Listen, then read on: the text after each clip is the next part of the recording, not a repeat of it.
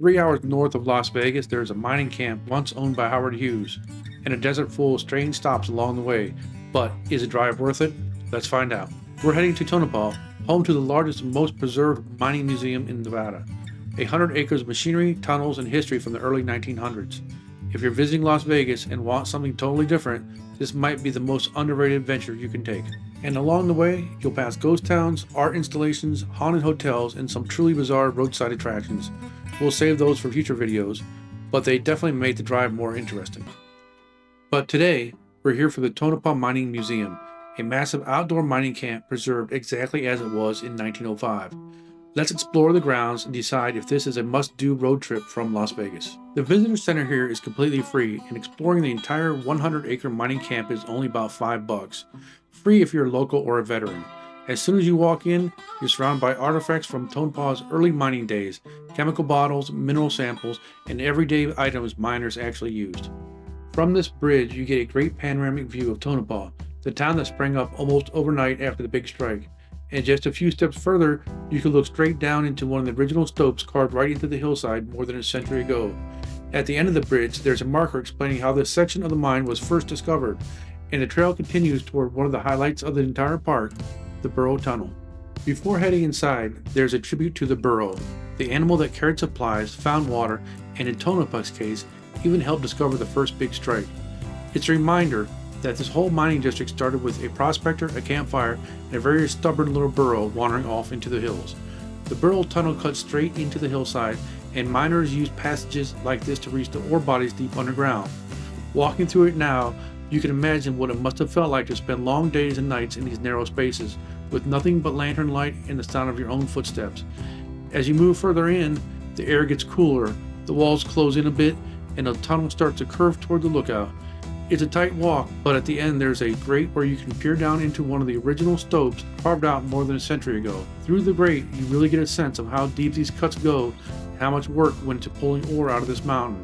It's one thing to read about mining history, it's another to stand above a void that people once climbed into every single day. We took a moment to look over our map and figure out our next move. There's a lot packed into this mining park, and the hoist house is just up the trail from here. That's where the real muscle of this operation was, the machinery that powered the cables hauling ore deep from underground. So after the tunnel, we're heading up towards the hoist house to see the equipment that kept this whole place running. On the way up the trail, we pass a plaque from one of the old mines here, a reminder that every one of these shafts and structures has its own story and its own set of characters who worked these hills more than a century ago. A little further up, we've reached the hoist house. This building was the heart of the operation, the place where massive machinery powered the cables that lifted ore from deep underground. Inside, you can still see some of the hoist equipment, heavy steel drums, and gears that once ran day and night. It's incredible to stand next to it and match the noise, the heat, and the constant motion this room used to have. Off to the side, there's an old Coca-Cola ice chest that looks like it's been here forever. You can picture miners grabbing a cold drink during a break from the heat and dust outside. It's a small detail, but it makes the whole place look lived in and surprisingly human. Just outside the hoist house, the mining cart is still sitting on the rails, lined up with the shaft that dropped 1,500 feet straight down. This is where the ore came up, loaded onto the cart, hauled to the surface, and then moved across the site for processing. Standing here, you really get a sense of how much muscle it took to keep mine like this running. Every cable, every pulley, every piece of machinery is part of a system that reached deep into the mountain. From here, we're heading further up the trail to check out the next part of the operation and see how all these pieces are connected to turn raw rock into something valuable. Farther up the trail, we reach the carpenter shop, the place where all the woodwork for the mine was done. Every tunnel, every support beam, every ore chute started its life right here. Inside, the benches are all covered with tools of the trade, handsaws, planes, clamps, vices, the same kinds of tools miners and carpenters used to keep the underground working safe and supported. There's even an old drill on display, a reminder of how much of this work was done with simple, rugged equipment that had to survive the dust, heat, and constant use. Toward the back, they've set up a replica mining camp, a bunk, a stove, a workbench, and with everyday supplies a miner would have lived with.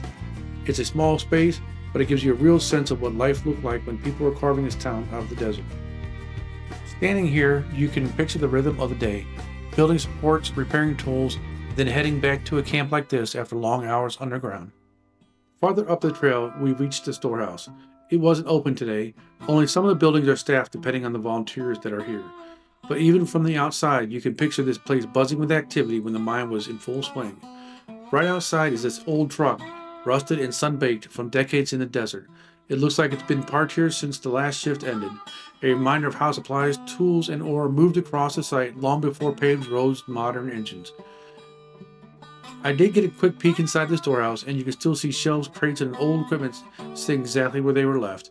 It's like the building is paused in time, waiting for the next load of ore or the next delivery of tools. From here, the trail winds upward past scattered pieces of mining equipment, pipes, gears, and machinery that once kept this whole operation running.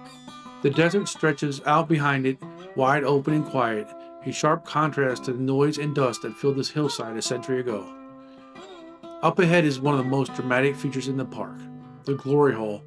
This huge opening formed when miners followed a rich vein of ore downward until the ground above became too thin to support itself. Eventually, the entire surface gave way in a sudden explosive collapse that sent dust and debris flying and left behind the massive bowl-shaped cavity.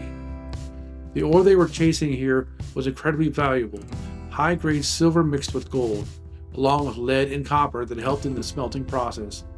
Tonopah's mines produce millions of dollars in precious metals, and the glory hole marks one of the places where the vein was so rich that miners removed everything from the surface downward just to keep pulling ore out of the mountain. Standing at the edge, you can see the scale of that effort, a huge opening carved straight into the earth by the sheer volume of rock that they hauled out.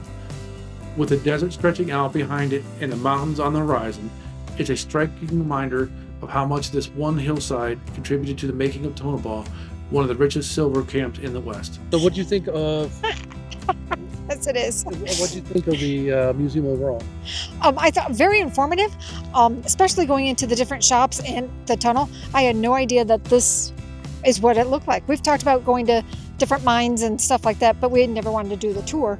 So yeah, this was very cool. And you could probably do a guided tour. We did not. We just got the pamphlet and walked on our own. Yeah, they have guided tours with ATVs. They'll drive you.